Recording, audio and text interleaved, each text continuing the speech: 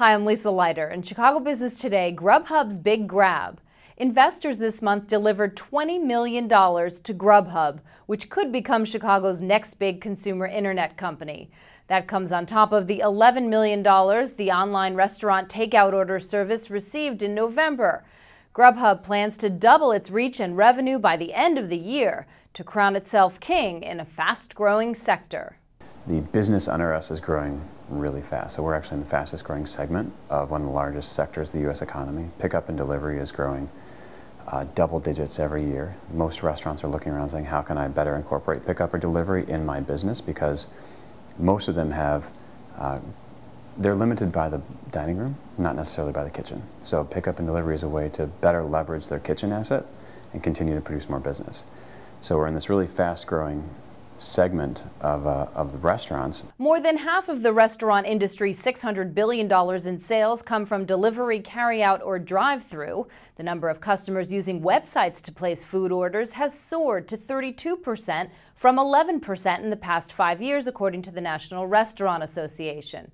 Last year, GrubHub handled $85 million in total orders. It's the sector's largest site with 13,000 menus, compared to 7,000 on e24hours.com and delivery.com and 6,500 on Seamless Web. Maloney plans to have 80,000 menus by summer, betting that having the most listings will make GrubHub the winner long term. Here's how it works. GrubHub lists menus and phone numbers for free, but consumers can only order online from places that have signed on as partners. Restaurants that pay GrubHub about 15% of each order to use the technology for ordering and for top placement on the lists. In Chicago, fewer than 40% of the 2,000 restaurants that delivered have partnered. Volcano is one of our favorite restaurants in LA. Right now, GrubHub is in 13 markets, fewer than its competitors, but plans to be at 26 by the end of the year and double annual revenue to about $17 million. Maloney also plans to double his staff from about 100 today. The challenge is we're also going to double heads. So we're at 100 people right now. Almost all of them are in Chicago, and we're looking to go to 200.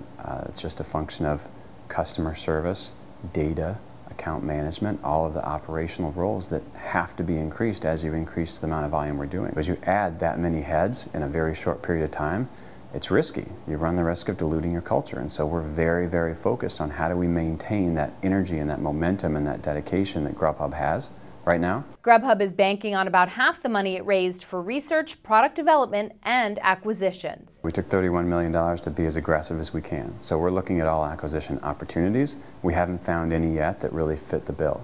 You know, when you're talking about build versus buy, we have an incredible talent pool here at GrubHub. We can build anything. It's a matter of prioritization. So if it is a buy situation, it has to be a very unique company that's doing something very special, showing a lot of traction, a lot of growth in a short period of time, and it's something that we'd be buying time, not necessarily the technology. Maloney has big name help, including the early backers of online restaurant reservation company OpenTable, whose founder Chuck Templeton is GrubHub's chairman, and Bill Gurley, a partner at Benchmark Capital, who also funded OpenTable, sits on GrubHub's board. Well, that's this edition of Chicago Business Today. For more on this story, be sure to check out this week's print edition of Crain's and chicagobusiness.com. Thanks for watching. We'll see you tomorrow.